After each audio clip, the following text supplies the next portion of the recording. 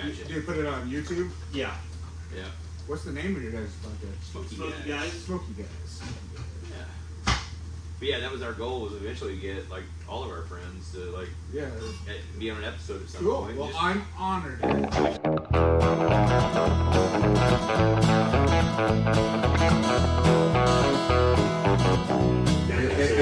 It's like the chew toy happens to be human arms, Right. but it's still cool. Yeah.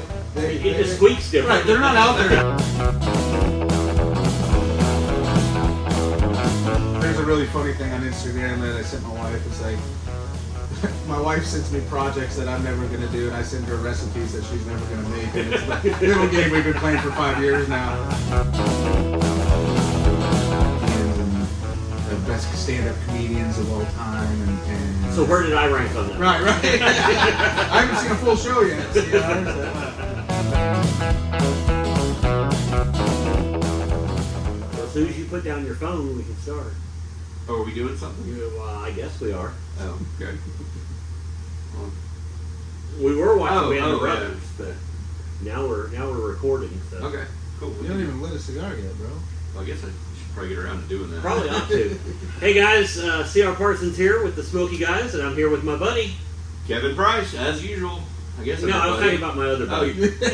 Oh yeah. Jeez.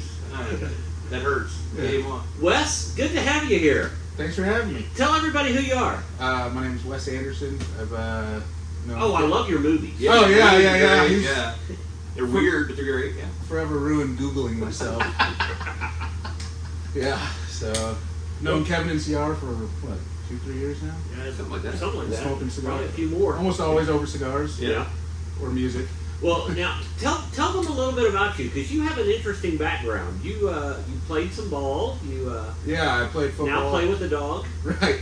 Played football all my life, all the way through college, and then after college, I didn't really know what I wanted to do with my life, and went to a career fair and started talking to a police officer, and kind of what we call got the bug, and started applying everywhere, and got on with the Tulsa Police Department. Been there for 12 years now, and K-9 the last 5 years. So I get paid to follow a dog's butt around. There you go. There you go. We like to say that Taz is the hero and Wes is the guy that follows him around. Yeah, I just drive the car. You're just a chauffeur. Exactly. If a dog could learn to drive a car, I'd be out of a job. So. Hey, I wouldn't put that past Taz. I think he could do it. Yeah, for sure. Pretty talented guy, apparently. Yeah, the opposable thumbs thing is the Trips him up just just a little bit. Yeah. Yeah. Otherwise, he's rock solid on a lot of things. Right. Well, as we often do, we surprised Wes with this podcast because he didn't know he was going to be on the podcast until we Thanks for dressing up. Yeah. Till we set up the camera and went, we're going to do this. Yeah. So glad to have you here. Glad to have you here. Glad to be here. Just so you know what the podcast is about, and I'll remind folks that are maybe new to this since we recently started promoting it. This is the Smokey Guys. We just sit around, we smoke cigars, we talk about whatever we think to talk about. The idea is it allows people to see what it's like to just sit around and smoke cigars with the guys or the girls. Yeah. We'll eventually have a female guest. We had a female producer last episode. So We did have a female producer last episode. And the reason we're doing this tonight is because neither one of our females wanted to be around us, so That's here we are. Very true. Very true. Yeah. So Never know who you're going to run into smoking cigars at a lounge. That's right. Oh, that is oh so true. That's how a cop and a defense attorney become good friends. Don't out me like that. I was sitting in a cigar bar in Denver, Colorado, and sitting talking to a guy who was originally from Oklahoma and lived out in Colorado for like 50 years. But he heard I was from Oklahoma, and so we got to chit-chatting. And another gentleman came in and started talking with us, and we talked for a good hour before something came up in conversation that cued me into who he was. And I realized that it was a bass player that played with Elton John and all of these people. Co-wrote Rocky Mountain Way. It was, and we had been sitting there talking for an hour, and once I realized who he was, I was like, stay calm. Don't freak out. Don't freak out. Don't fanboy. But that's true. You truly never know who you're going to run into smoking cigars. I have a buddy who was at a cigar bar up in Michigan, and like often happens when you're with a group of guys, they kind of went into normal politics, and they started talking about taxes. This was back in like 2011 or something like that. And this gentleman at the next table chimed in and said, "What do you guys think about a fair tax?" And I'm a big fan of it. Blah, blah, blah. Well, it turns out the guy that chimed in was Herman Cain. Oh wow! Nice. My buddy was not real into politics, so he didn't recognize him right away. That's funny. But he saw him on TV, like, because I think he ran in 2012. Wasn't that when he ran against Romney and all that? Yeah. Yeah, he did the 888 or...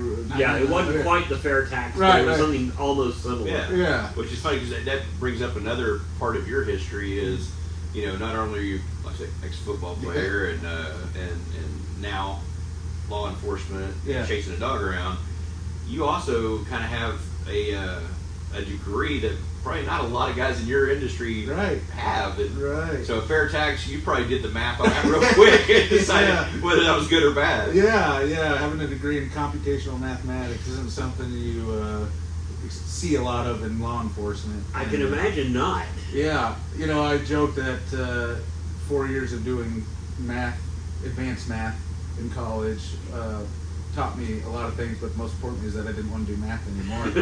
So that's, you know, I was there to play football and happened to get a degree in what I was good at the time. And that's funny. Yeah, that was it. So. Well, I know as an officer you end up on the stand sometimes. Mm-hmm. Has that ever come up on the stand? Yeah, I think I've told you that story. It was pretty funny. I arrested a guy. I pulled a car over and made contact, and the male individual who was in the passenger seat was acting.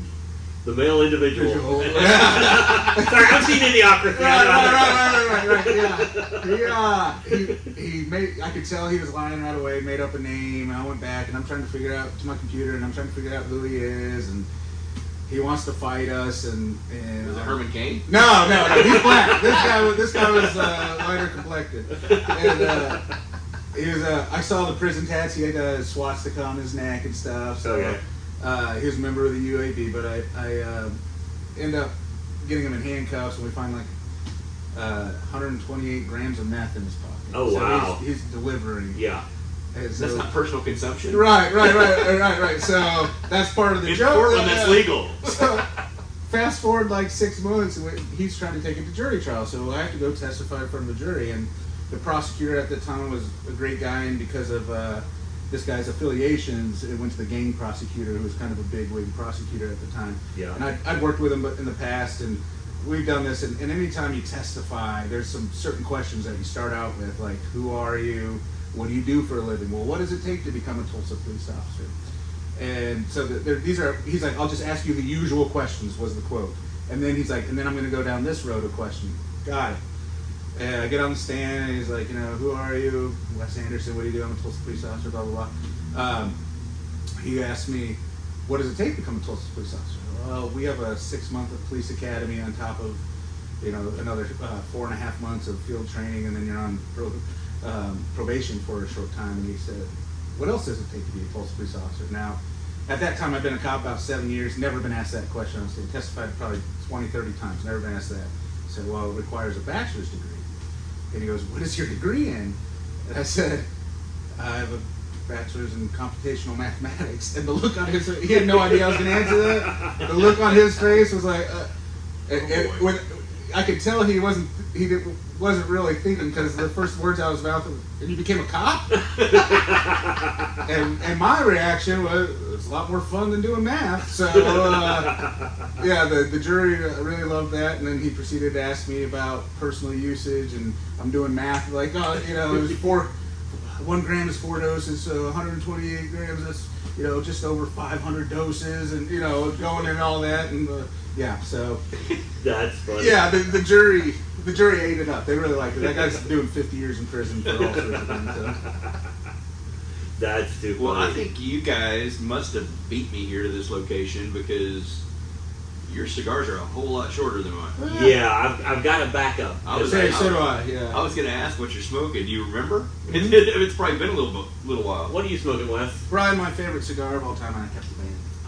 The Tabernacle by Foundation, and my backup is actually a what do you call it? A alternate of that. The Goliath. Yeah. The Havana Seed 142 of it. So I love both these, but this is probably my favorite cigar of all time. That is a great cigar. Yeah. I am smoking an Oliva V. This was gifted to me. I met with somebody this afternoon, and I just reviewed some paperwork for them, and I refused to charge them for it. And they're like, "Well, you're a cigar guy. Here, take this." Nice. Well, I will never turn down an Oliva V. Yeah, same. So mine's a gift as well.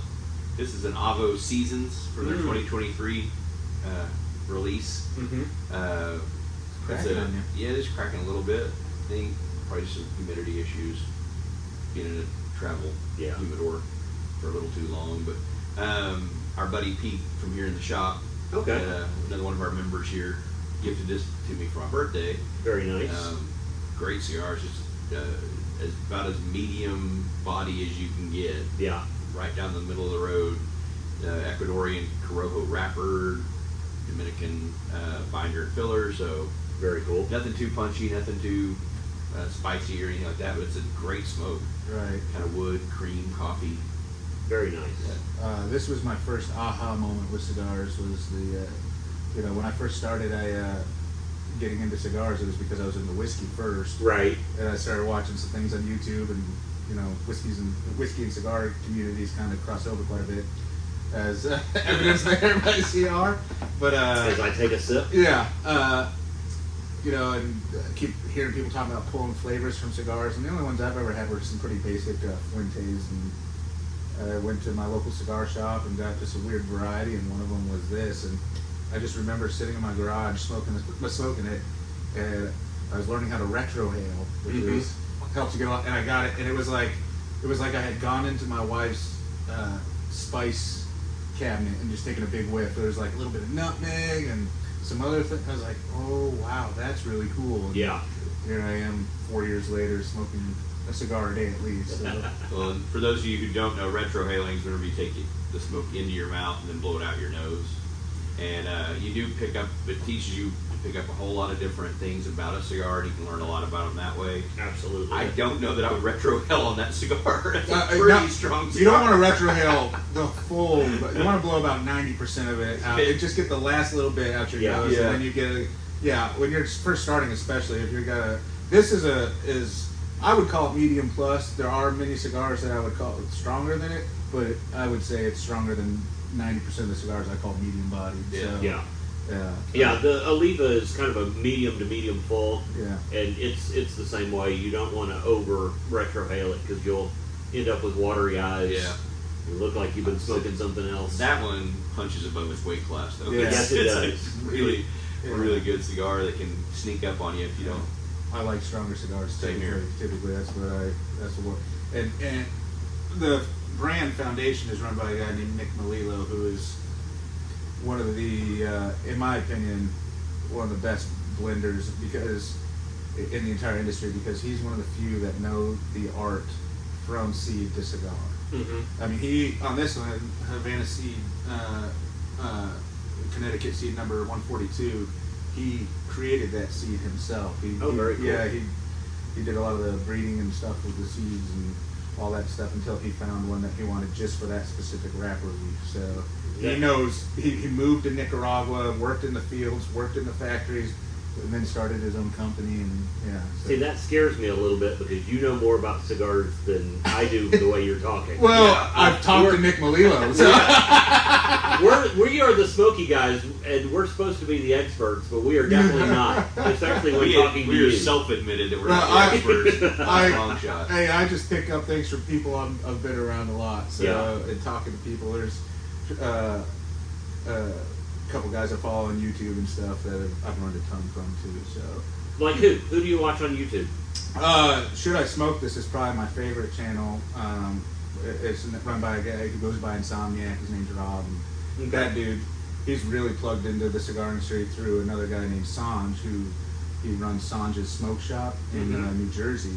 And Sanj actually came out with his own line of cigars that are fantastic. If you can order them on shouldismokethis.com, but the SP Black it's for Sanj Patel Black. in the 7x54 size. Is maybe one of the best cigars I've ever smoked.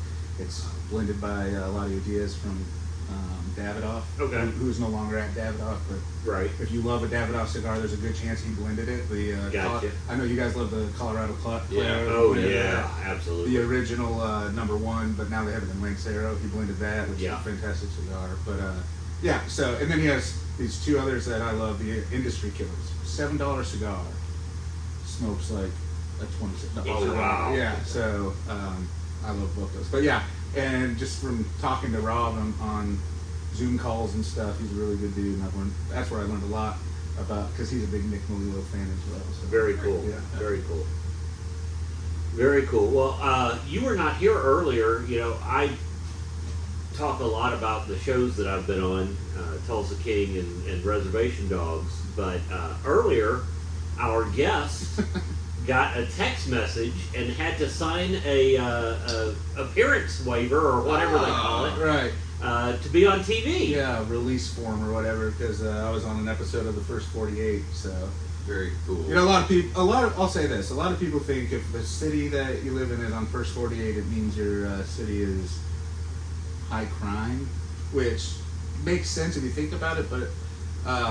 The reason Tulsa has been featured on First 48 for so long is because our homicide unit is so good. I would say high solve rate is probably more important. In the 12 years I've been here, the lowest solve rate we've ever had is 95% of our homicide cases. Which is unheard of. Right. So they are fantastic. So we may only get 75 homicides in a year. Yeah. And other cities our size are getting 200 to 300, and they're, but they're not solving as many as we are. So for what First 48 does, Tulsa's a great city to be in. I'll bet. So, and my mom who lives in Michigan loves seeing me on TV. Loves seeing Kaz on TV. Right. Yeah. There's my son. There's my granddaughter. You get a you have a son and a dog, and also you play second fiddle, second and third fiddle to your dog and son. So. Yeah. My stepdad in particular loves my dog. Like, he's counting down the days till Taz retires, because once he's retired and he becomes my dog officially, he's going to take care of him, because I'll probably have to get another one. And you don't want two alpha male dogs in the same yard. So. I can imagine. Yeah. I can imagine. Yeah. So that way, they're going to move down here in the next year or two, so that way I'll still get to see Taz and hang out with him and watch him live the life he's earned. That may be something kind of interesting people don't know about these dogs. I mean, cause we always think, you see them on patrol, working, doing their job. What about when they're not? Do they just stay in a kennel at the station? How's it all work? So, at risk of getting myself in trouble here, for policy violation. No. By policy, if I'm not in the backyard with my dog, but the city comes and builds me a nice kennel for the dog. Nice. It's a cement pad and 6-foot kennel, and they give you a dog house to put in there, and I put shade over it. But Taz has been with me for 3 years now, so I know this dog, and this dog, he runs my backyard. Mm-hmm. I have that door open all the time. He sleeps in there, but he's free to roam. So technically, by policy, he's supposed to be in there if I'm not there. But I mean, my wife and son now know him so well, they can feed him, they can put him in the kennel if they need to. If somebody's coming to work on the backyard and I'm not home or something like that, or the meter guy needs to check my gas usage or whatever. So he. But he's, in a lot of ways, some of the dogs on the unit are almost like pets. They're indoor dogs. Right. When they're home, they're super good with the families. And other dogs, you don't want to trust with it's all dependent on the dog. Well, let me guess. The Malinois, you don't leave alone with anyone. That's funny you say that, because of our Malinois, so we have 11 dogs. We should have 12, but we have 11 right now. 3 are purebred Malinois. Uh-huh. There's others that are mixed, and all 3 of them are pretty good with the family. Now, one of them is a handler only dog at work. Like, when he's up at the kennel, he doesn't want anything to do with us. All he cares about is his handler. But at home, he's almost more of the wife's dog than the handler's dog. Yeah, sleeps on the bed. Sleeps on the bed. All that. Great working dog at work, but when he's at home, he's as lazy as can be. Which is rare for a Malinois to begin with, right? They're pretty hyperactive. Oh yeah. Taz, when my son is in the backyard, Taz ignores him. like I'm not there when my son's there because my son plays with them all the time. Is you know, they're like buddies. So that was really cool to see because I was always worried about that. You know, these dogs are trained to bite people, so you're. I was going to say, how nervous were you to introduce him to the kid? It was. You've seen the dog do damage. Oh yeah. You start. Hey, I'm going to go with you to feed the dog, and he's going to come up and smell you, but you're the one with the food, so you're going to give him a command, and then the dog learns his relationships here. And then the other thing is, Taz has never ever bitten anybody in the backyard. So like the backyard is not a work zone in his mind. Yeah, it is mine. So I don't really worry about him. He's never shown any aggression back there. In fact, Taz isn't an overly aggressive dog to begin with. Okay. It's a training thing, and what you learn of these dogs is they don't see themselves as hurting somebody. It's a game. It's like the chew toy happens to be human arm this time, but it's still a toy. Yeah. It just squeaks different. Right, they're not out there to cause it. Yeah, they're not out there to cause any harm. They're doing what they're trained, and they know they get to play this game if they do it right. Well, that one's worse. Right. That one's got a loud squeaker. You know? So and you know, we give people every chance in the world to give up before that happens. Right.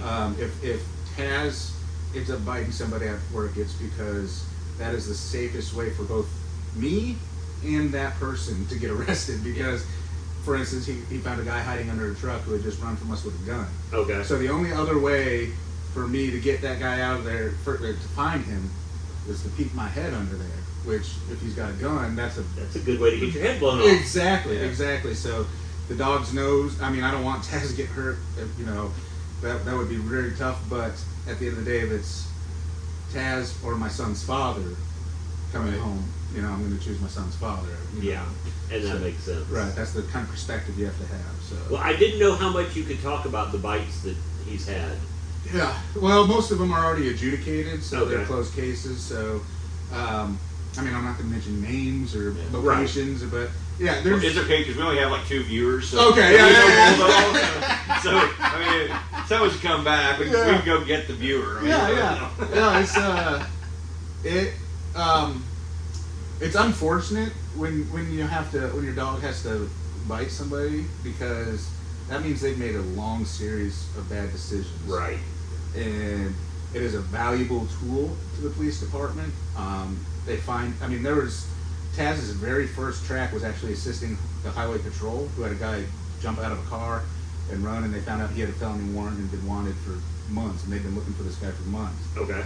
And so Taz tracks him, and it was a beautiful track. Like I could tell he was on the odor the whole time, and we went over 2 blocks. I mean, I skipped a whole row of houses because he was pulling so hard. Usually you do what's called an area search. You're like, okay, he's somewhere in this block, and you just kind of go in between houses and see if the dog picks up the odor and wants to pull. He ran right by these houses, went around the block, and then pulled up this driveway. And to the side of the driveway was this old abandoned car that we looked in. There's a bunch of boxes and stuff. We looked in there real good, nothing. Okay, we kept going into that backyard, and Taz lost it. What the heck? And so we come, so I'm like, all right, I'm going to go back to where he lost the odor right at this driveway. Say if maybe the guy started up this and then went back, and Taz didn't catch that back, the double back or whatever. As we went back there, Taz threw his head up and went and pulled over to that car again. He hit the scene, and then he started clawing. So Taz is also a dope dog. On top of that, he's trained to indicate on the odors of dope. But how he indicates on drugs is by sitting. And he wasn't sitting. He was clawing, trying to get into the car. And I'm like, what the heck? So I test the back seat, which is empty. I test the back door, and it's open. And Taz jumps in there and starts biting the headrest of the driver. What the heck? And he's trying to climb into the driver, but there's tons of boxes and stuff. And one of the troopers climbs up on the hood and shines his light down. He's like, I can see an arm. He's in here. And the guy was hidden up under the driver's, like under where the gas pedals and stuff are. Like he was crawled up under there. Made himself so small. I don't know how. And so we were able to. I pulled Taz out, called him out. So he ended up not getting bit because he at that point realized the game was over. Right. But we never would have found that guy without the dog. That dog's nose is insane. Yeah. I mean, we were convinced he was on the other block, too, yeah. So on top of that. I get that because I used to go hunting, coon hunting with my granddad down in Mississippi. And those dogs, it's amazing what they can track. Sure, yeah. It is freakishly amazing. It is really cool. So my department, my K-9 unit, it's the biggest in the state. And we have 3 trainers, with one of them being the head trainer on our unit. So there's 12 handlers and 3 trainers, and our head trainer. And we get dogs what we call green dogs. When they show up, they don't know anything. Right. As puppies are raised, they're taught how to bite things, like they're taught to bite sleeves and stuff like that. So we know they have that skill set, but we have to hone that obviously. But they don't know anything. So you take this dog that's usually about 18 months old, doesn't know anything, doesn't know sit or down or anything, and in 12 weeks you transform them into this human finding, drug finding, well trained. I mean, so when he finds his first person in the field, it's like the only thing I compare it to is watching my son play baseball and hitting his first home run.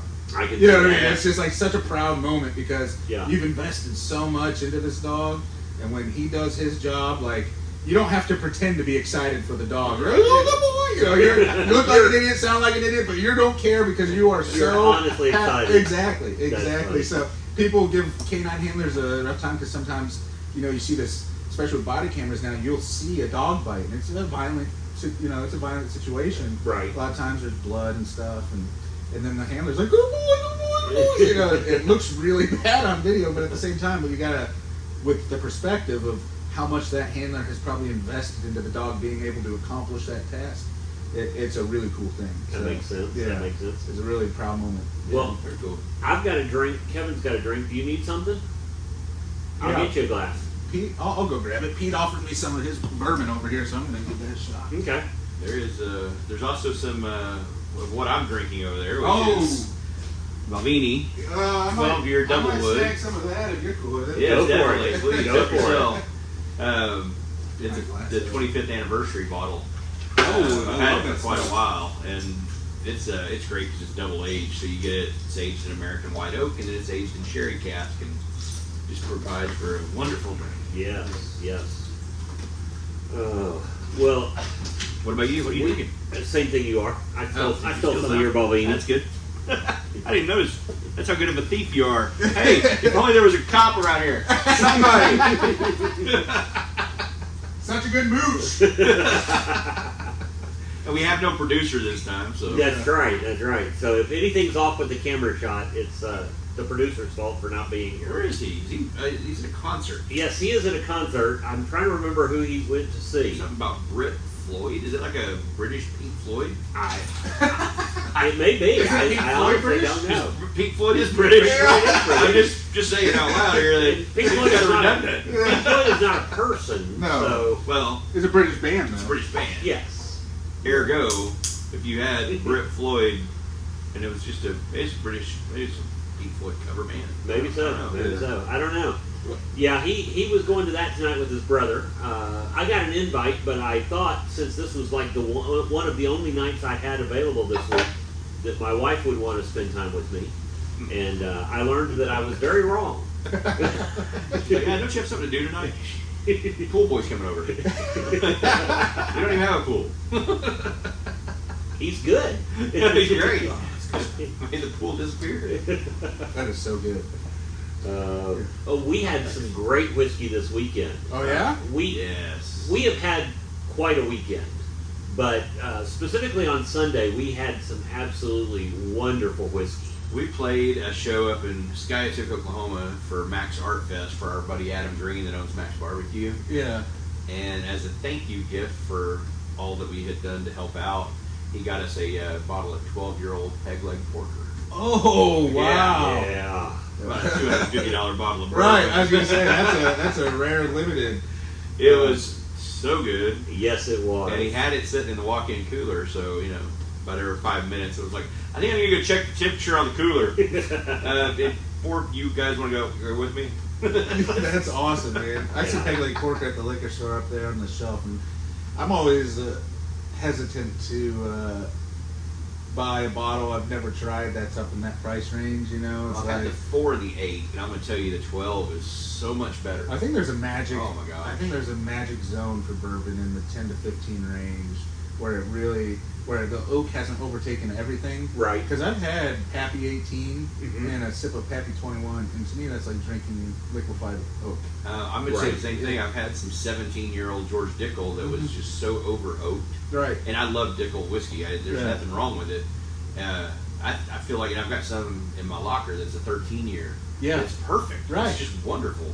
Yeah, you get stuff to 17 or so, and it's just way too much oak for me. Like Weller 12 to me is a pretty perfect whiskey. I love bourbon. Well, and 107, the antique is really good too, and that's. They actually make the 107 out of the 12. Right. Same as Pappy too. Yeah. But I think when you get to those, it's not like Scotch, because Scotch is using already used barrels. Right. Mm-hmm. So the oak flavor isn't as predominant as it is in a new oak barrel that you get in bourbon. So the oak, there's this magic range in bourbon, and that to me it's always in that 10 to 15 range where you get good stuff out of the oak, but you still get the quality of the mash bill and what you're looking for. I totally agree. So that's part of the math guy in me. When I find something I like, I kind of nerd out on it. So. There's a number involved. I Right. But yeah, we had quite the weekend because we played Max Fest, or Max Art Fest. Max Art Fest. And then Saturday we played Hasty Bake's Grill Fest. You'd think we had a barbecue issue. You would think, but I had no issue with the barbecue. No, we ate barbecue all the issue of that sounds like might be heartburn. Yeah. It was wonderful. And that Hasty Bake Grill Fest that they did, we had 40 teams show up. Wow. You know how hard it is to go around and sample 40 different types of barbecue?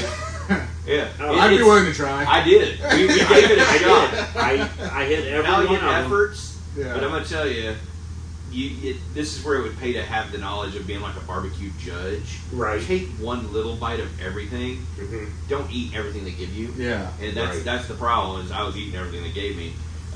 But we moved it, well, I say we, like I had a hand in it.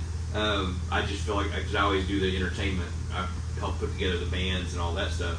But Nick Parsons, our great friend over there, that him and his crew just put together an amazing event in a new facility, because last year it was in their parking lot. Right. This year they had to move it over to the University of Tulsa, to one of those ovals that they have. So many people. Yeah, and there were like 1,500 people there. Wow. And you had 40 teams, which was more than the year before. Mm-hmm. But the cool part is that you could really double the amount of teams, because there's a lot of room to grow, and you could even still have double the amount of people and double teams and still not feel cramped. Right. It wouldn't feel overcrowded at all. Right. So the future's bright for that. I hope they keep it going. I hope people keep, I hope they make it like a national event where people are coming in from all over to do this. I mean, we had a lot of people from, Texas and Oklahoma. Yeah, but we had around. some people that traveled. I think the people that took number wife. one, go right ahead. you wouldn't be the first one to be. I know. Yeah, we were just joking about that. What? Tell me, said I. But yeah, I think the team that won had traveled quite a ways, because Nick made some comment about how far they had traveled. So I'm not sure exactly where they were from. Yeah, I thought they were South Texas, maybe. They may be. Which, if you know where Tulsa is, South Texas is a long dang way. It doesn't matter where you are. South Texas is a long way. Yeah, but they did a pork belly, and then they did burnt ends. They were just all amazing. They were spectacular. No, they earned their victory, and absolutely. I can't imagine if you would have had to been a judge, because I feel like the ones that I had in my top 5 all finished in the top 5. Right. It was just a matter of which way, because some of them were so close and so equal. I don't know that I could have picked between them. Yeah, I would have had a hard time judging that. Yeah. Right. I feel like, for me, the most obvious would be like, okay, is this meat dried, or is it, the intricacies of flavor. Unfortunately, those easy things, there's no way, because so many of them had got it so dead on. Yeah. The chicken leg lollipops. Lollipops. It was a full chicken leg that had been made into a lollipop. It was insane. Oh, and they were cooked perfectly. Yeah. They were cooked. But it was a whole chicken leg, so you can imagine. And it was a meaty chicken leg. It wasn't like some little shrunken. It sounds like you guys had a great weekend. We did. We did. I I told CR this earlier before you got here. I'm decided I'm going to do my first marathon in November, the Route 66 here in town. Yeah, but he's going to whip out and train instead of doing it Goggins style. Just go out there raw and I'll be fine. Yeah.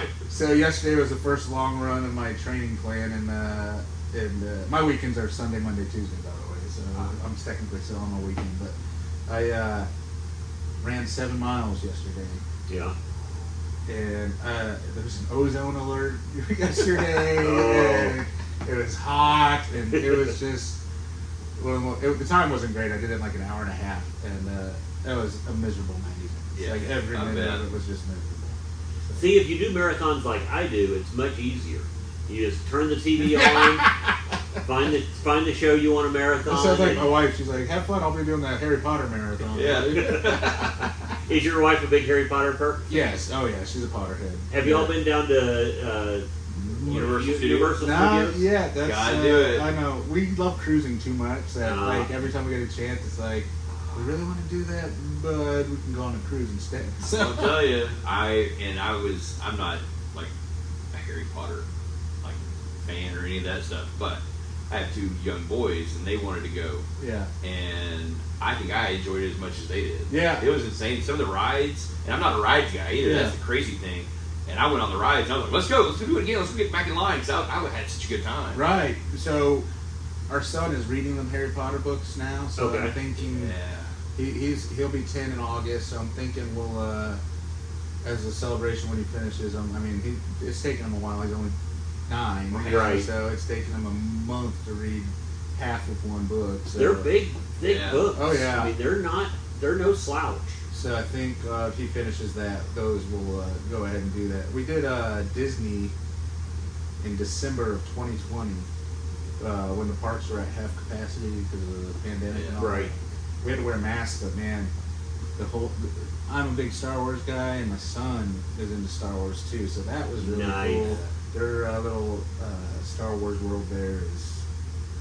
Can't believe they're closing the hotel thing. I know. Well, I can. Have you priced it? Well, yeah. Yeah. I know. Holy mackerel! That's a lot of millions down the drain. No, for an kidding. experiment. Right. Yeah, Well, they did that very wrong. Well, no. They Hey, did that very back to wrong. marathons. Oh, have you yes. ever? This is a new term I just learned tonight at soccer practice for the kiddo. Have you ever heard of, like, I guess it's called Golden Gating, a TV show? Golden So gating? that's where you finish the TV show and you immediately go back and start watching the series again. No, I've never heard that term. That was a new one to me, but I get the point. He's talking about, like, you know, how it's like painting the Golden Gate Oh, yeah. Bridge, and you just When you finish painting, you start over again at the other end. That makes sense. That's That makes funny. sense. I was like, oh, this is new. Ugh. I learned something today. Now y'all learned something today. I'm sure a lot of people have done that without calling it Golden Gate. You know, like The Office. I've watched The Office from front to back probably 4 or 5 times. Have you? That was my show. See, I hang out with comedians, and they so many of them watch that show religiously. Oh, and yeah. they watch it over and over.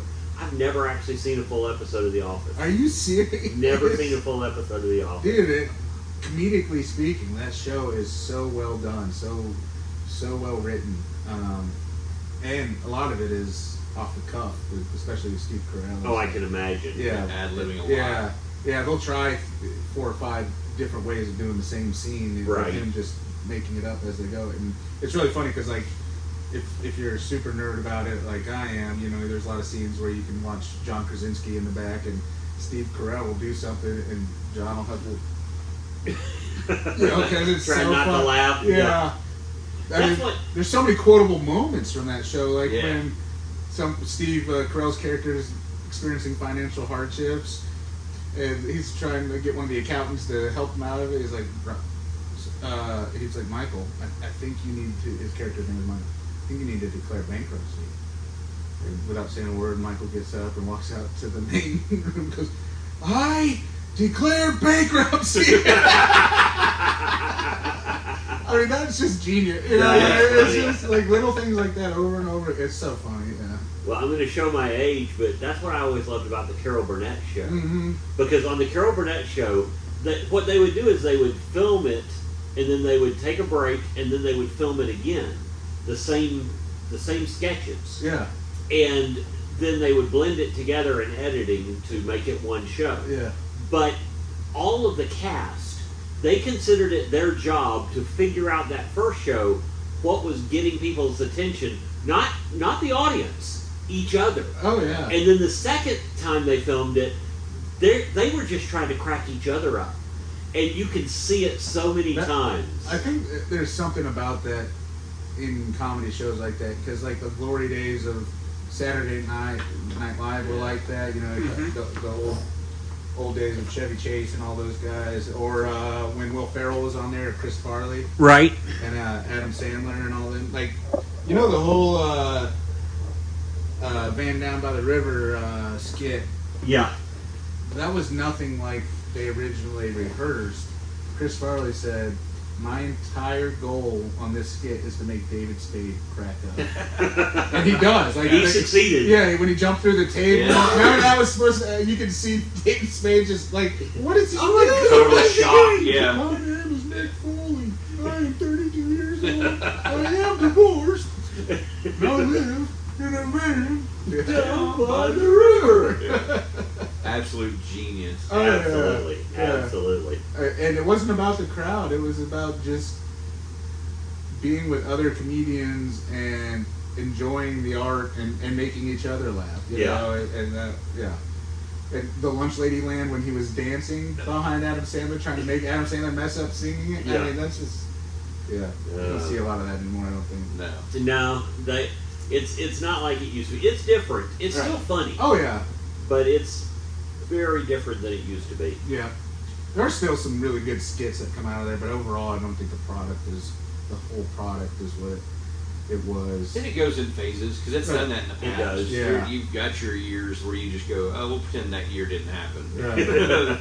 The Robert Downey Jr. year. That's what I was thinking. We just think about, let's just go ahead and pass on those. Yeah. For as talented as that guy is. Yeah. wasn't I grew the up. show, but- I grew up when I first got into it. It was the Chris Farley, David Spade, Adam Sandler, Okay. which was good, and then it transitioned into the Will Ferrell and who was on that with him?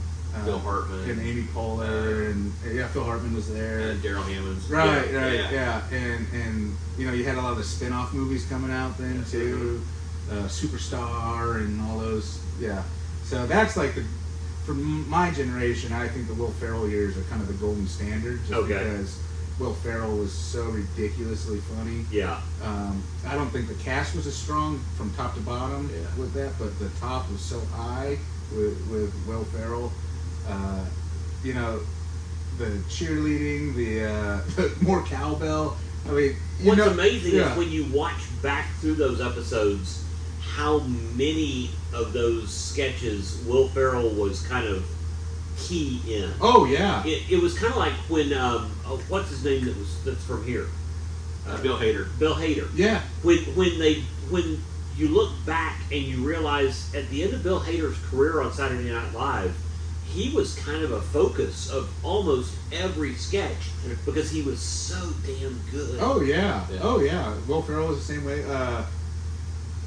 What's his name from? Sandler got hired as a writer. He wasn't even right. Yeah. His first year, he was just a writer on the show. Right. And they had really no intention of making him an actor on the show, which is crazy to think about now. No kidding. I just had a big conversation with guys about he got fired too. About comedians and best stand-up comedians of all time, and so where did I rank on that? Right. I haven't seen a full show yet. No, it was really funny. So there's a chance.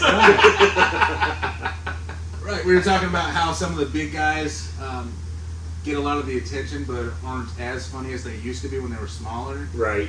Kevin Hart was a big one that was mentioned. Kevin Hart's first couple stand-up specials were hilarious, and then now it's kind of like You can tell he's not as dedicated to it as he used to be. But. Well, now he has the Kevin Hart style to live up to, and so he's having to fit himself into a box that he effectively created. Right. And so he doesn't really have to, but I can see where at some point he would feel like he has to because that's what everybody expects. Yeah. And for my generation, anyways, one of the best ever to do it. Unfortunately, his life was cut short. Was Mitch Hedberg. Oh yeah, dude, that guy has to be like top 10 on everybody's list. Absolutely, he could make anything funny. Yeah. Getting a receipt from buying a donut, was hilarious. Yeah. Oh, one of my favorite things he did was one time at the Improv. He walked up and he said something about. Yeah, I walked up here and I saw the sign and I didn't know whether that was the Improv or they just wanted me to improve. I'm like, how do you just? Yeah. Where do you come up with that? I was saying, as far as observational humorist, it's probably the best to ever do. Yeah, that's exactly what we said. One of the best, absolutely. He just paid attention to everything and saw it in such a different way. Right. The great songwriters are the same way. They are. I got a chance to hang out with, like I say, one of my heroes, Mike McClure. And we would talk about the same. Talk about a picture on the wall. We see them so different, you know. And it's all about how you're seeing something. And Hedberg, like I say, it was just he saw the world in such a different way than most of us do. Right. But when he said it, it was so relatable that because you were like, well, how did I not see that? Right. How did I not? You know. That's what the best observational humorists are able to do. They're taking something that you see every day and they're finding a twist on it that you're like, well, that's obvious. How could you miss that? The whole Hedberg bit on alcoholism is the only disease that you get yelled at for having. Oh, you have lupus, you know? or being at the restaurant. Like, daily sandwich? Or being at the restaurant, it's like, Dufresne, party of 4. Dufresne, party of 4. Sanders, party of 4. What happened to the Dufresnes? Do we need to get a search party? Yeah. You know, like nobody wonders what happened. Nobody wonders what happened to the Dufresnes. Like that kind of stuff that we've all been a part of that we never thought was that funny. Absolutely. Like I said, my favorite's the New York Deli one where he's like, they bring your sandwich over and they sit down. Can I get you anything else? Yeah, another loaf of bread and some more people. I don't remember who did it. It may have been him, but I don't feel like it was. But somebody did this whole bit about going to order a sandwich, and when they asked for like ketchup and mayonnaise on it, they went, "Oh, those are over on the counter." And he goes, "Do you know me?" No. Do you recognize me? No. It's because I don't fucking work here. I'm not making my own sandwich. If I wanted to make my own sandwich, I could do that at home.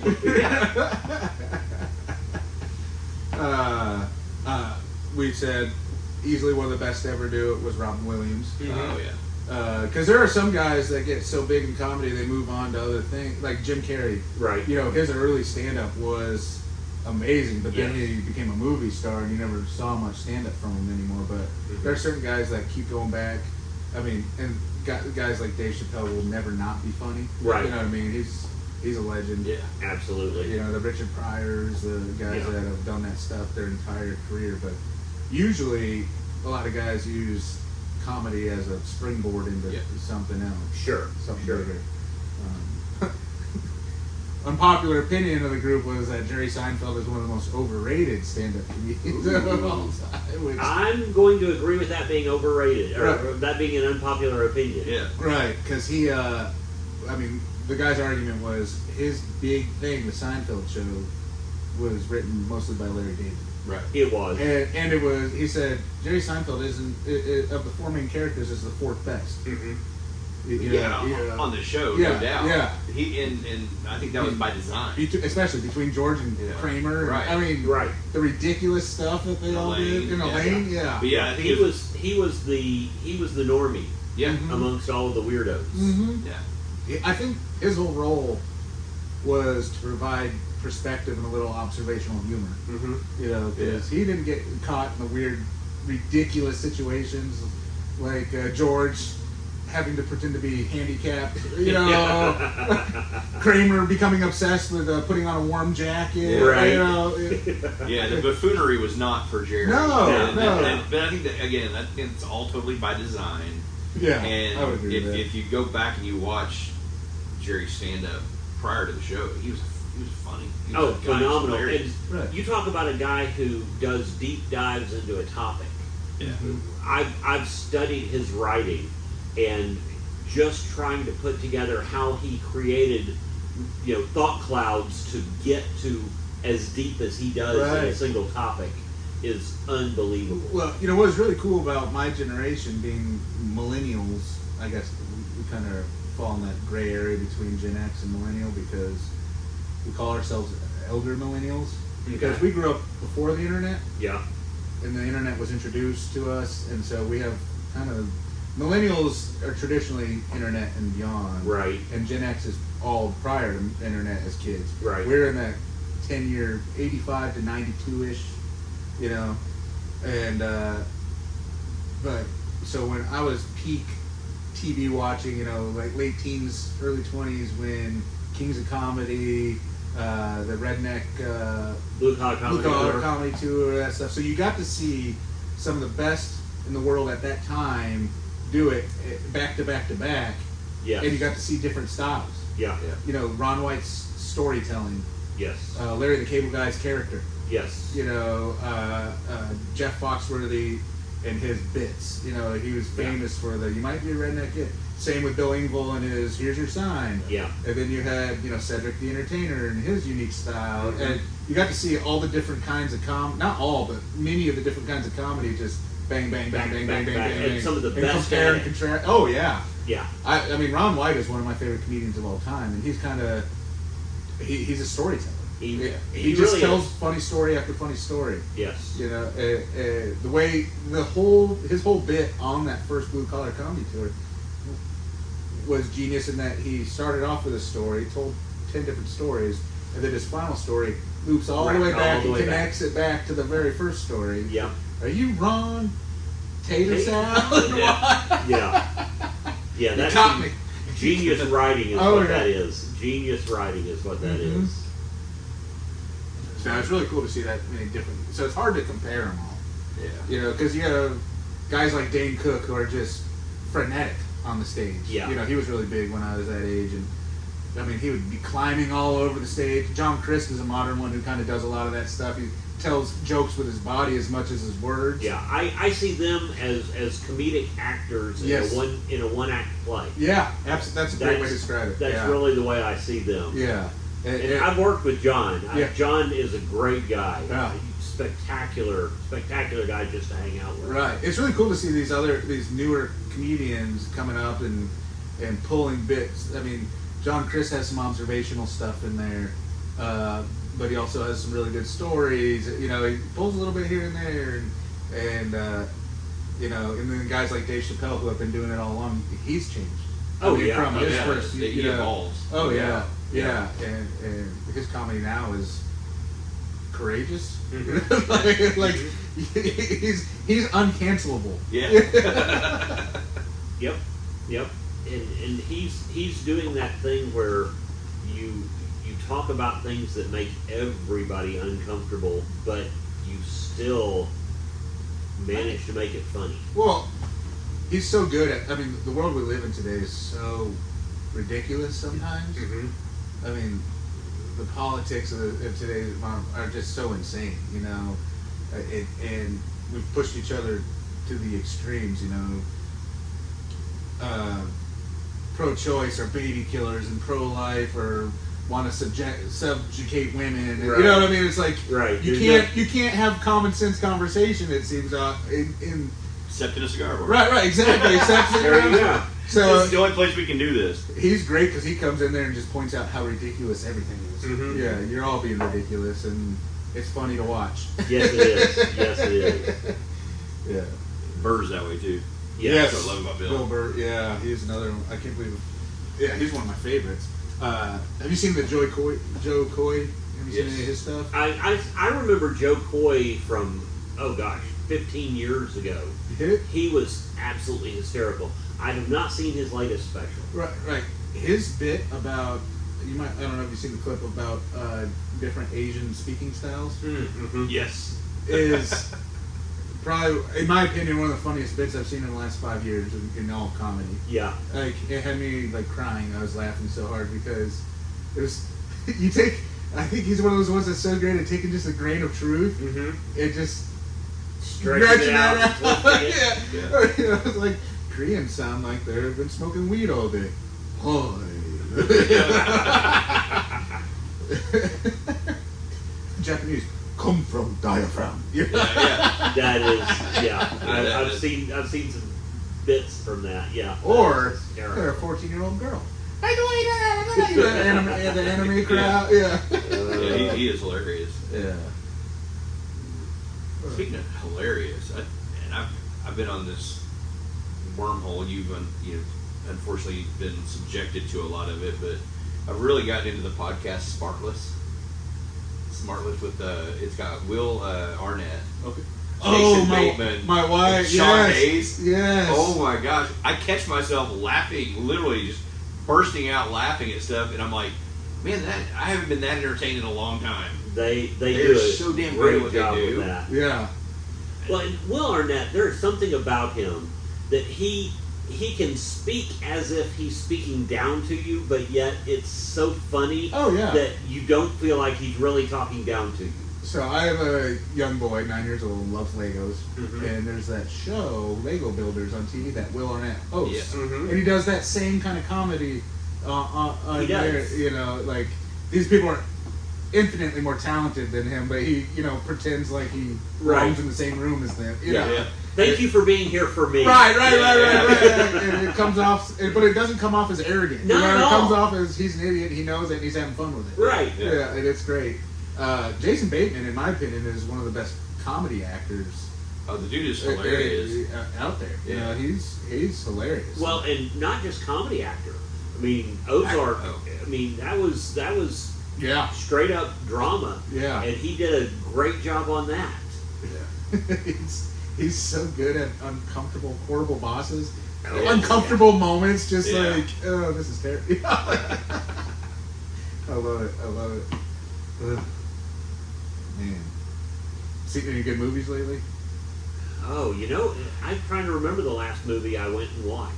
I have not seen a movie at the theater since COVID. Really? Yeah, I'm trying to remember.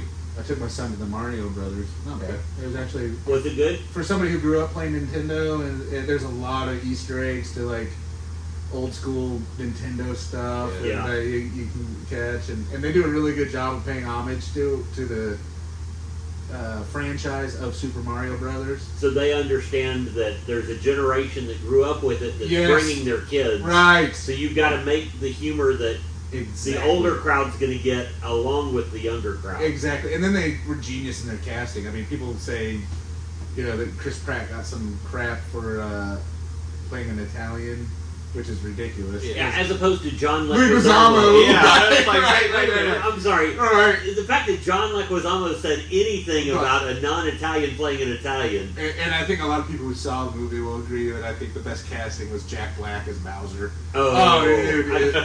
That I can imagine. He's fantastic, and he sings a song in it that's ridiculous. It's awesome. It was quite entertaining. Probably, in my opinion, the most entertaining children's movie I've seen since Shrek. Oh, really? Wow. Yeah. That's quite really, high praise. Right. I will be honest, probably some of it's biased because of the subject matter. Okay. I love that's a very nostalgic subject for me. I get that. I remember being 4 years old, getting my first NES, and my dad hooking it up to our box TV in their room, playing Super Mario Brothers and Duck Hunt, the two game combined cassette thing that came with it, and so lots of good memories playing Mario. My claim to fame when I was younger was I played Duck Hunt to the point that the score rolled over. Rolls over, yeah. At some point, you're just kind of delirious. Oh, yeah. It took like 23 hours to do it. Did you cheat? Did you go up to the TV and do this one? No. Or you were sitting back and doing it? I was sitting back and actually shooting. Wow, that's impressive. And the hardest part is once you get past a certain point, you cannot miss any No, or yeah, you don't, right, or right. you don't pass that level. Yeah. I don't know how many hours I spent shooting fake ducks on a TV. With the dog laughing at you. And they move faster. They move faster. Much faster. Yeah. Much faster. Yeah. But I was much younger and much dumber and had a lot more time on my hands. Oh, back yeah. then. Well, when I was at the age where I'm assuming what, late teens?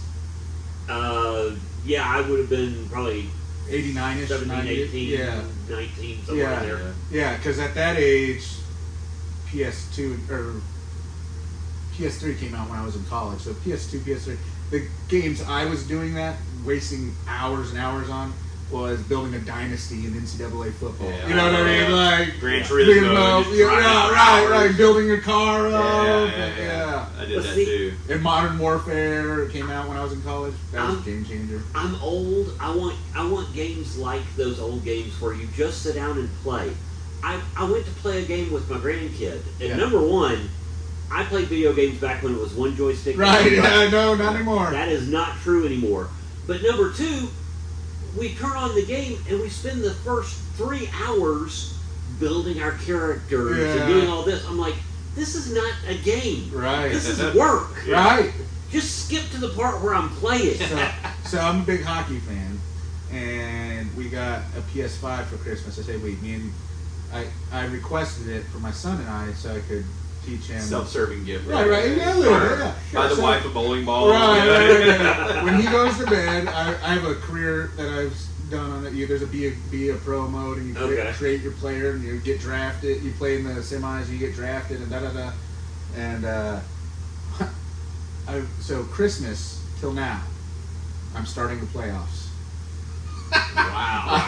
Yeah, and I've played all 82 games of the regular season, and I just swept the Lightning in the first round of the playoffs. But that's the generation of gaming that I got hardcore into gaming with. So when I was in college, NCAA, Madden, sports games, same stuff. Modern Warfare, you had to the original Modern Warfare, you had to get all the way up to level 55, and then you could start over, and it was called I forget what they call it, not campaign. I'll think of the word later. But anyways, you prestige mode. Okay. You'd go and start all over again, and it's stupid. It is. It's a waste of time, but it's for my generation. I feel it's like a gratifying feeling to accomplish. You know what I mean? Yeah. It's like with all the crap in the world today, that's something that you can zone out and really just do. You can block it all out. Right. Focus on something that doesn't mean anything. Yeah. If you fail, it's a video game. But if you succeed, it's like, hey, I did this. I'm Stanley Cup. Woo! Well, I used to give my grandson a hard time because he would watch people play video games. Oh yeah, that's a deal now. YouTube. Why? And all, Twitch. Yeah. People make millions of dollars streaming themselves play video games. Yeah. And I gave him such a hard time about it, and then last week or week before last, he was over to help me with some yard work and some stuff, and we sat down to watch some TV, and I threw on YouTube, and he goes, "Why are all these woodworking videos on here?" I'm like, "Well, because I like to watch people do woodworking, because but he goes, "When was the last time you did woodworking?" I'm like, it's been a while. He goes, "And you give me a hard time for watching video games? You're watching people do woodworking." Right. Okay, good point. YouTube. I've watched people do things to cars that I will never, ever attempt. Right. I can change the oil on my car. Yeah. I can't swap out the transmission on a 1967 Ford. These guys are doing, and I think it's a dopamine thing. I honestly think watching somebody build something on a YouTube video gives me a similar dopamine hit as if I did it myself. Well, there's also this little part of your brain that's not in denial that goes, I'm going to do that someday. I can do that. Yeah. If he can do that, doesn't look that hard. I can do that. And you're like the cooking one's a big one. Yeah.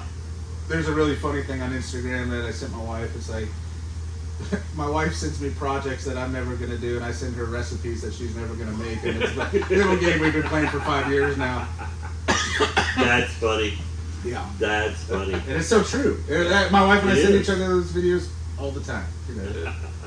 But yeah, so what got me on the path I'm on right now with the marathon was something like that. I watched a video of one of those transformations, a guy that was about my size, a little heavier than I am, but he got real into working out and then decided he was going to do the Ironman. Okay. At the same time, my best friend on the police department decided he was going to do an Ironman. And he tried it last year, and 6 miles from the finish line, he got cut off because he wasn't going to make it in time.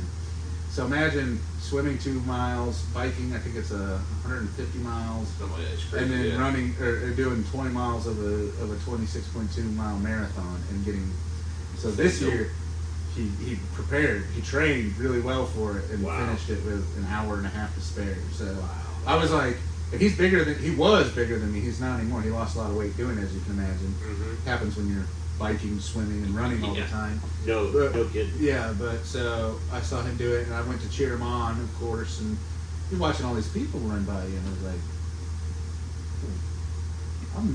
there's no way that person's more mentally strong than I am. If they can do this, I can do this. You know, there's a part of me. I start talking to my wife, and she's encouraging me, which I was really hoping she would be like, "Don't be an idiot. Don't do that." So yeah, but YouTube has done started me on cigars. Like it got me interested in it at least. So there you go. Watching podcasts of guys smoking cigars. Like, hey, that doesn't sound like a bad thing. Never a bad time. No, it is not. I've never smoked a cigar and go, man, I wish I hadn't done that. Yeah. I'm the same way. Right. I'm the same way. I was just say, wait, there's maybe a cigar. No.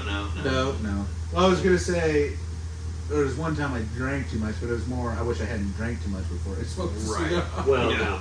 That didn't end well. But I'm not going to say anything about that one because I've had that a time or two. Yeah. In fact, the last Max Fest. that was one for the ages, right? Where you there. got delirious? I had done stand-up comedy in Chattanooga, Tennessee all weekend. Yeah. And I left Chattanooga, Tennessee at like 1 o'clock in the morning because that was when the show ended. Right. And I drove straight back to Tulsa, 13 and a half hours. Actually, I drove straight to Skytook because we were playing that Sunday afternoon. And it was the Sunday of the Ironman. Oh. And they were coming right through. Yeah, the bikes come through that area. You want to talk about crazy. I got stuck in traffic waiting for the bikes to go by, and they were not letting traffic through at all. Mm-hmm. And I'm sitting there going, I have driven 13 and a half hours, and I'm going to get stuck a mile and a half from my destination. Right. And I literally sat there for a good hour and a half before they let us through. Did you take a nap? No, I was so irritated and up by that point, but I had done a few too many 5-hour energies and did a Red Bull and then started drinking bourbon. And I remember us performing, and I stepped off stage, and I don't remember anything after that.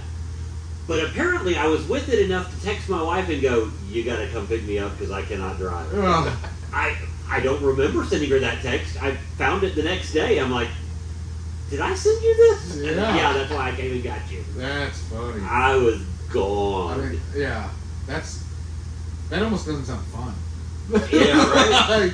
It's a fun story to tell after the fact. Oh yeah, I got a lot of those. But yeah, that was quite a experience. But this time went a little more smoothly. A little more. Yeah. We still drink a lot of bourbon, but Yeah, but you hadn't been up for 13 hours. Yeah. We put in a good 12, 14. No, we did more than that. We did the day before for Hasty Bake. We did 12 the day of Hasty Bake, and then we came here and hung out for 3 hours. Yeah, we stayed here till like 1:30. Yeah.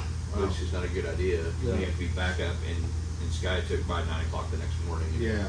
You know, you're going to get like 6 hours of sleep and then have to do it all over again. Yeah. He calls me to come pick me up Sunday morning, and I'm like, this is why rock stars do cocaine. Yeah. A little booger sugar goes a long way, I guess. That's funny. Yeah, that was a tough one. Thank God I work from home and I have a desk job. Yeah. Because man, yesterday it was just like put my feet up and try to get my computer where I could work. and not have to like put my feet on the ground at all because they just hurt so bad. I was like, this is ridiculous. Which is weird because like I'll go to Disney World and I'll walk 27,000, 30,000 steps. Yeah. I'm fine. Right. But 10,000 steps each day for this wiped me out. Right. I'm like, I don't get it. You're not in the happiest place on earth. Right. Which I consider Max to be the happiest place on earth for me. Right. For a fat boy in a H-Bake barbecue competition. I did. I'm in heaven. According to my watch, which I don't think is very accurate, the 7 miles was 19,000 steps. That sounds about right, because 3 miles, they say 10,000 steps is 3 miles. Okay. So that's about right. Right. You So must with have a some pretty longer Right. strides. Well, I'm running, so yeah. Well, see, when I run, it's even shorter strides than when I walk. Yeah. I probably am more speed walking than running when I try to run. Well, they probably deduct steps from you whenever you bend over and go, minus. I won't lie and say that didn't happen to me at all. Oh, yeah, no. I can't even imagine what kind of pace I would try to put up if I didn't try to go run right now. It would not be pretty. Yeah, walking pace is what, like 19-minute a mile, 18-minute mile? Probably, yeah. Not when I do it. Not when I do it. You guys ready for the college football season to start yet? Way ready. Yeah. Yeah. Are you guys in SEC this year? No, Not yet. this will be our last year in the Big 12. So we got an SEC, a Big 12, and a Big 10. Yep. Yeah. Yep. Yep. So one championship conference and a couple of other conferences. You can't claim championships being Ole Miss. You got to win them. I didn't say my school won championship. I said I was in a championship You conference. just happen to get beat up by Alabama and Georgia every year and you get to claim it? Get out of here. We are what's known as a speed bump. Right. Not even. If I roadkill. If I got to get beat by somebody, may as well be the eventual national champion. Right. It's the weirdest take I've ever heard. And our next Manning isn't even coming to Ole Miss. No. We're going to miss another Manning. He's going to Texas. Yeah. You won't miss it. He'll be over there next year. Yeah, there's already a countdown clock till he enters the transfer portal. Mm-hmm. Yeah, it won't be long. Now I'm excited. Especially if Quinn Ewers stays another season. Like, if he gets hurt this season, stays another, then Arch Manning has to think I should be seeing the field, hoping to go somewhere around with. Right. So. Absolutely. Well, one of my favorite things about OU and Texas moving to the SEC is all of my buddies that I have talked to for years about how great partying in the Grove is will finally get to experience a home game at Ole Miss in the Grove. Well, I'll say this, that, don't get me wrong, huge Big Ten fan. I think the greatest rivalry in all of sports is Michigan and Ohio State. But nobody pre-games like the SEC. That is 100% true. And I think a big part of that is weather. Yeah. Because the last 5 games of the season in the Big Ten, you don't want to be outside longer than you have to, except for the true diehards. In the first 3 games of the season, you don't want to be outside more than you have to. Right. So, but when you start drinking enough, then it's you either get warm or cold. Either way. SEC has more relaxed alcohol restrictions. Right. Sure. Yeah. Wait, there are restrictions. See. Right. Exactly.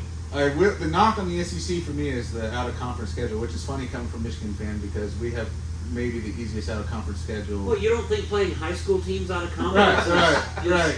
proper? Well, I saw a diagram or a stat this year. It's like Power 5 teams, number of teams in the conference that are playing another Power 5 team out of conference for the out-of-conference schedule. So, 12 of the 14 teams in the Big Ten are playing it, 11 in the Big 12, and 9 in the Pac-12, 2 in the SEC. Doesn't surprise me. Doesn't surprise me. Yeah, so, which I'm thankful for Michigan. I'm honestly thankful for Michigan's schedule last year and this year. Of course, they schedule those years in advance, so they didn't know, like last year, that UConn and Hawaii were going to have like the worst teams in their program's history. Right.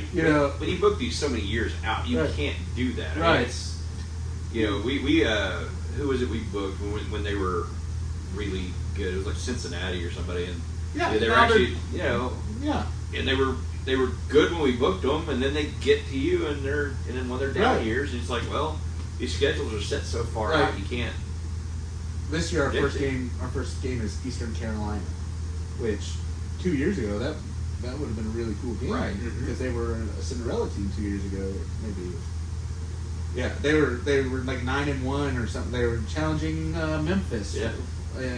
But now this year they're looking at probably like a 6-6 season at best in the AAC or whatever conference. I don't even know what conference they're in, but yeah, that's what it's like. Last year our out of conference was UConn, Hawaii, and some other team like that, and they were all terrible. Mm-hmm. But I say, if you're going to say you're a championship caliber team and you're playing teams like that, you need to beat them like a championship caliber team, right? Which Michigan did. None of their starters played the third, fourth quarter. Yeah. We got to try a lot of young guys, which was really cool to see. If you're as diehard a fan as I am, and you're paying attention to young guys on the roster, like, hey, I'm really excited about this year, but what do the next 3-4 years look like too? So and Ole Miss is notorious for playing down to whoever they're playing against.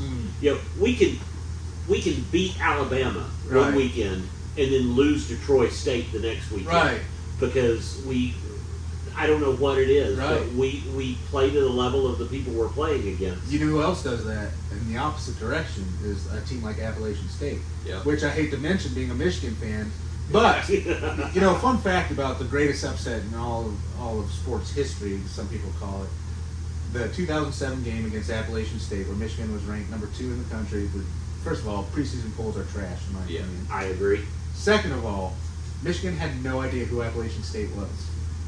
You can talk to players on that team. Like, I've heard tons of podcasts with guys on that team. Like, we didn't even know what color their jerseys were. Yeah. He said we didn't know what kind of offense they ran. We just thought, hey, we're the University of Michigan. This is a Division II football team. We're just going to show up and beat them. Yeah. We're going to play our base defense, run the ball down their throat, and win 56-0. Because they didn't realize Appalachian State were the Division II national champions. Right. And they were looking to jump to Division I. Yeah. They came loaded for bear. And they had scouting reports on Michigan. Mm-hmm. Michigan had no idea what they were walking into. Mm-hmm. Yeah. And so that was a perfect recipe. I personally think other upsets are more impressive to me. Boise State in the Toast. I was there. That was a very good OU football team. Yeah. And OU scouted them. That was their homework. Yeah. Right. But they just played so well. Yeah. And they just executed. To me, that's more impressive than not necessarily impressive. That's just more of an upset because all things considered, OU should beat Boise State that year. Right. Yeah. Just talent-wise, scout, whatever. But Michigan, that shows you the importance of scouting, in my opinion. Playing football in college, myself, we had an incredible defensive staff that when I walked onto the field, I played defensive end. When I walked onto the field, given the down and distance and what formation the team lined up in, I knew, depending on the team, anywhere between what exactly play they were going to run to 3 or 4 possible plays they were going to run. And judging by that tackle who I lined up against, his first step, I could tell you almost immediately what play they were running. Right. Which that is everything. Yeah. That's a huge upside. We knew that when we played Ohio Wesleyan, when they lined up and it was second and long, and they lined up in this formation, we were going to see counter every time. Every time they didn't break their If the offensive man has his weight on his left foot and he's leaning to the right, you know he's gonna. You laugh, but we played this team called Wittenberg, and judging on the splits of their offensive line, we knew if it was a run or pass every time. Every time. If they lined up with big splits, it was going to be a pass, and if they lined up with tight splits, it was going to be a run. Every single time. Yeah. Wow. They didn't even try to fool you. No. And that's something that they thought they were getting away with that nobody picked up on. But if you have a really good defensive staff, yeah. So and you can talk. My head coach is now the head coach at Eastern Michigan University. He's an offensive guy, and they were really good at, hey, when this guy's going to blitz, he's going to do this. So we knew when a linebacker was going to blitz because of how he stood. They stand there, like, just, That's yeah, funny. yeah, because humans are creatures of habit. Mm-hmm. So, and, you know, it's really hard. If you know you're going to be running forward as soon as that ball snaps, it's really hard to sit back. I can imagine. So, little things like that. So, I can only imagine at, like, the level where they're getting paid millions of dollars to do this, the amount of effort they put into detail. Yeah. You know, I can only imagine. Well, it's funny because, you know, we talk about, like, fans a lot of times. We'll talk about armchair quarterbacks and this and that, but I've been going to OU games now since '99, and we sit right on the north goal line. So I'm up close to the action. I get to see. I'm on the third row, so That's awesome. I'm right there. I get to see a lot of plays develop and all that. Well, this last year, whenever Brett Venables came in, we lost like 65% of our roster.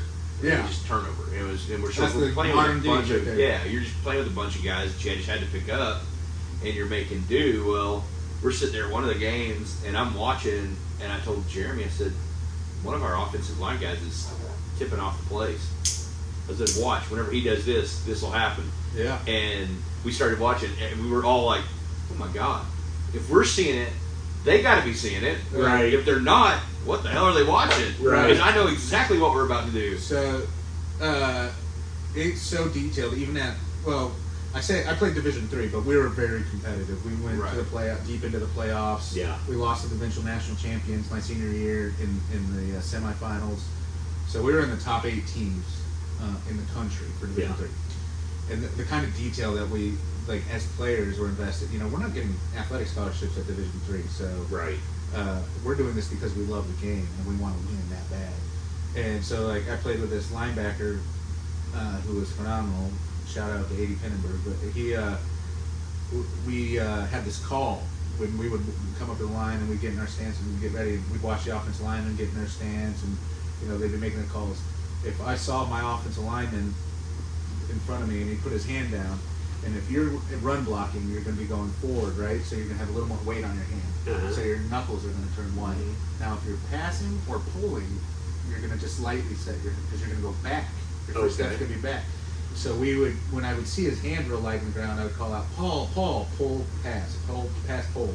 Gotcha. Combine those to Paul. Yeah. Paul, they have no idea what I'm saying, but I'm saying, hey, this tackle's going backwards at the snap. He's either pulling for a counter run or whatever, and the linebackers behind me are hearing that, and they're going, okay, so I'm either looking at a pass, but then you add in other things. Hey, they're in a formation that they use like to run the counter out. Probably going to get counter, and he's pulling, so it's probably going that way. You know, little things like that make a difference between a championship team and an OK team. Yeah. And I know those details are looked at, and I know the guys that play at a high level watch all of that. Yeah. I had a buddy years ago. He's now an NFL ref. Right. But he played for 13 years in the NFL as a free safety. Oh, yeah. And so when he started reffing, he would watch, and he was always right where the play was. Yeah. And he was always on the spot. He actually had to learn not to do that. Right, because he gives it away. Yeah, to the safety behind him? Well, he started reffing in like junior colleges as he was working his way up to be an NFL ref, and his head ref came over to him and he goes, "You got to quit watching the play that close. I mean, you got to quit following the play because I've noticed the defensive guys are looking at you as opposed to and they're just following you instead of following the play." And so he had to learn to see it, but not be it. So before my freshman year of college, I ref youth football on Saturday mornings. I'd play a game Friday night, and then I'd wake up and go ref youth football. And it was hard. Because I was playing umpire. They had me at umpire, which stands right behind the defensive line, and your job is basically to watch the box. Watch the holding, chop block, stuff like that. You don't watch the ball, you know. But it's really hard to not react to what you see when you're programmed it into your brain over and over again. Okay, because in high school I played linebacker, so I'm literally standing 3 feet behind my position, watching the same things I was watching before, but having to react completely different. So totally get that. I bet that would be hard to unfreeze. Oh, dude, it is. You got to switch the mode your brain's in, and so. But it's really funny because, like, my father-in-law coached college football at Weber State and everything, so he knows the game inside and out really well. He played all through college and everything. So when we watch a football game together, it's really funny because he'll be like, you know, third and 3, they're gonna run the ball, and I'll sit there and watch. They'll show up in a certain formation or whatever. Like, no, it's gonna be play action.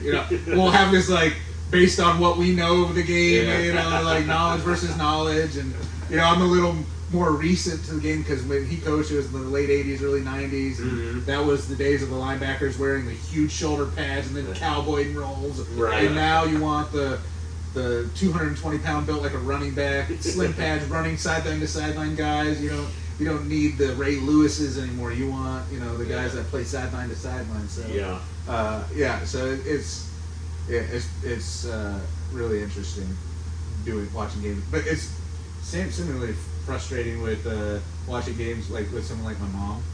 My mom loves the football, but she doesn't understand the game to the level obviously that I do. Right. So why did they run the ball here? They should have thrown it. I'm like, well, you've got the best running offense in the country. You're bigger across the board. You should be able to run it at will, and it's 3rd and 2. You should be able to get, and I have to like break it down for her. She gets so mad because she's like, should have just thrown the ball. They don't get, it's like, Mom, I love you, Mom. You're probably never gonna watch this stuff. She's one of our 2 viewers. Hey! The other one's your linebacker, by the way. yeah, right. You gave him a shout out. Ironically, they've just been waiting on this episode. But that linebacker, he was one of those guys, and this is the story of Division III football a lot of times, especially at the competitive levels. Add 3 inches to his height and 40 pounds to his frame, and he would be playing on Sundays. Gotcha. Not a doubt in my mind. Yeah. He set the career tackle record at Wabash College, who has been playing football since 1890. So, I mean, he had over 700 tackles in 4 years or something crazy like that. I mean, the dude was legit the most football player. I don't know if that makes sense. Most football playing football player I've ever. He was made to play the game of football. Yeah. That makes sense. There's this great video on YouTube of our big rivalries, the Monon Bell game. It's against DePauw University, and we're at Blackstock Stadium, their stadium. Our enrollment 900 students ish. Their enrollment about 9,000. So they're bigger than us, but. In the stadium, there's 18,000 people watching on TV, somewhere around the million mark around the country every year. It's the last game of the season, just like Michigan, Ohio State, last game of the regular season. And we're number 4 in the country. We're 9-0, and they're having a rough season. They're 6-3 or something like that, and they're going to upset us. It's a lot on the line, and they're on the 2-yard line, and they have like the best running back statistically in Division III football. They run the ball really well. And so we're, everyone's run. And they run this fake, and their fullback drifts out into the flat, and 80 has him man, and they throw this flat route to him, and 80 comes up, and this fullback is probably close to 300 pounds. He's one of those offensive linemen that can run. Yeah. Right. He's huge, and 80 is 180 pounds. Oh. Right? And that guy turns the corner, and the square's up to 80, and 80 lowers his shoulder, dislocates his shoulder, or breaks his collarbone. Oh. Makes the tackle. Gets up, can't feel his arm, running off the sideline, whatever. Goes back into the game. Wow. Like in the mold of Dick Buckets. Little player, but was 5'10", 180 pounds. Right. Just genetics. Genetics kept him out of the NFL. I mean, I'm telling that guy knew football so well. The way he reacted to things, it was really awesome to play with a guy like that because you always. How did you know that they were doing that? Well, he was always studying film. One of those guys that I'm telling you, man, you give him the physical tools, he'd be playing on Sundays and probably. Yeah. I can't imagine him. I mean, the other guy that I played with in Division III, played against, was Pierre Garçon. So he, for the Colts, he was up there. So, but he played at Mountain Union, which gives athletic scholarships because they're D2 in track. So we'll get a lot of wide receivers and running backs. Heck yeah. Well, we probably ought to wrap this thing up. I hate to do it. That's the beauty of sitting around having cigars is you just don't want it to end. Yeah. Well, normally I would have set a timer so we kind of have an idea of where we're at, but I can tell you right now, I knew immediately that this is about an hour-long smoke. Right, perfect. So I was like, this is perfect. There we go. Yeah. There we go.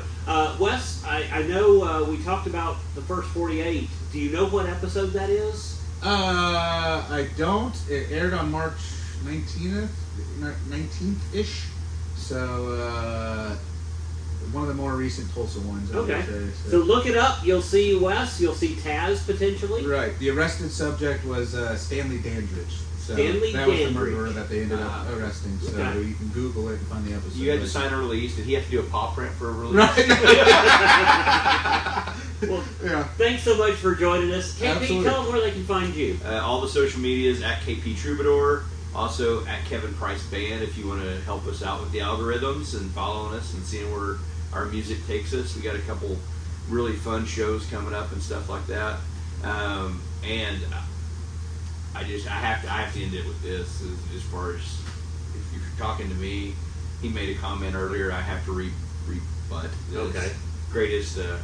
rivalry in all of college football is OU Texas. Hey. All right, moving on. CR, where can they find you? Most viewed game last year was Michigan and Ohio State. There was nothing else going on. And it wasn't even close. I even watched it because there was nothing else going on. Hey, well, the OU Texas game was like a quarter of the number of viewers. Well, yeah, of the but Michigan Ohio They State. beat us 49-0. None of us were watching that game. That's can not a find me- rivalry, folks.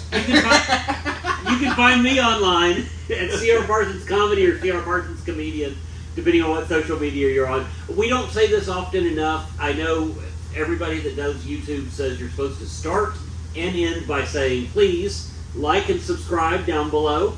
Also hit the bell so you get notifications when new episodes come out, because I would love to tell you we are very consistent, but I do all the editing, Right. and we're not very consistent. Right. So we try to do one once a week, but thank you guys for joining us. Thank you, Wes, Thank for joining you, Wes, us. for joining It us. was a joy. And until we see you guys next time, stay smoky.